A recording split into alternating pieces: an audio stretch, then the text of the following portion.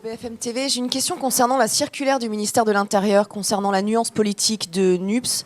Je voulais savoir si le ministère avait changé son point de vue, si vous aviez pu l'ajouter, si un référé devant le Conseil d'État était toujours d'actualité, s'il était en cours. Merci.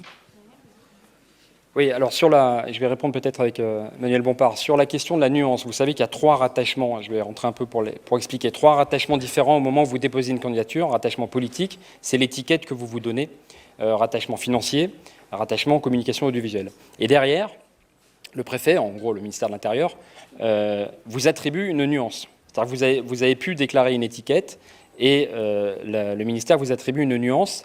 Et nous voyons, dans le fait de ne pas reconnaître la nuance NUPES, une manœuvre.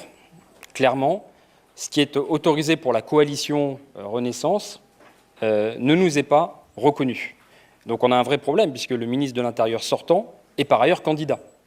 Et donc il a reconnu à la coalition sur laquelle il se présente ce qu'il dénie à la coalition que nous formons, et personne ici peut nier que l'intention de cette coalition, c'est bien de se présenter unie, différemment sur les territoires, sous une même bannière commune. Et donc le fait de nous l'interdire, de nous l'empêcher, peut constituer une manœuvre qui peut altérer la sincérité du scrutin. Parce qu'évidemment, vous voyez dans les différents sondages différents blocs, nous serions au-dessus, parmi les premiers blocs.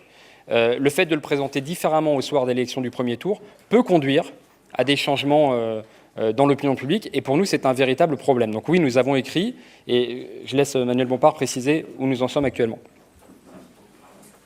Oui, bonjour à toutes et tous. Donc, Julien Bayou vous a présenté la situation. Sachez qu'il y a eu une première circulaire du ministère de l'Intérieur qui a été publiée au tout lendemain du deuxième tour de l'élection présidentielle, qui ne contenait ni la nuance Nouvelle Union Populaire, et pour cause, notre alliance n'avait pas été constituée, ni la nuance Ensemble Majorité Présidentielle, et pour cause, cette alliance n'avait pas été constituée. Il y a eu une mise à jour de cette circulaire en tout début de cette semaine, et dans cette mise à jour, on a vu, comme par magie, apparaître la nuance de la majorité présidentielle, mais pas la nuance de la Nouvelle Union Populaire écologique et sociale. Les arguments qui sont contenus dans cette circulaire, à laquelle nous avons pu avoir accès, sont des arguments qui, excusez-moi, mais ne tiennent pas la route. Quand on vous explique que le fait que chacune de nos composantes politiques ait désigné librement leurs candidats empêche d'avoir une nuance qui permet ensuite de regrouper leurs résultats, sauf erreur de ma part, La République En Marche ou le MoDem, quand ils constituent une alliance, ils désignent eux-mêmes leurs candidats. Donc cet argument est un argument qui ne tient pas la route. Deuxième argument qui est contenu dans cette circulaire du ministère de l'Intérieur, c'est un argument qui consiste à dire que puisque, en termes de rattachement financier, qui est différent de l'étiquette politique, nous avons fait des choix différents, alors ça nous empêcherait d'être comptabilisés dans la même nuance. J'informe donc le ministère de l'Intérieur que dans son propre nuancier, il y a une nuance régionaliste qui regroupe des partis qui n'ont pas la même association de financement, il y a une nuance divers gauche qui regroupe des partis qui n'ont pas la même association de financement, et donc cet argument n'est pas non plus un argument recevable.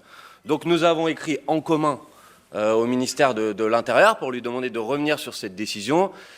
Pour répondre à votre question, nous n'avons pas de réponse à cet instant, et donc nous sommes en train de finaliser un recours devant le Conseil d'État que nous déposerons en commun pour que, enfin, ce nuancier soit mis à jour.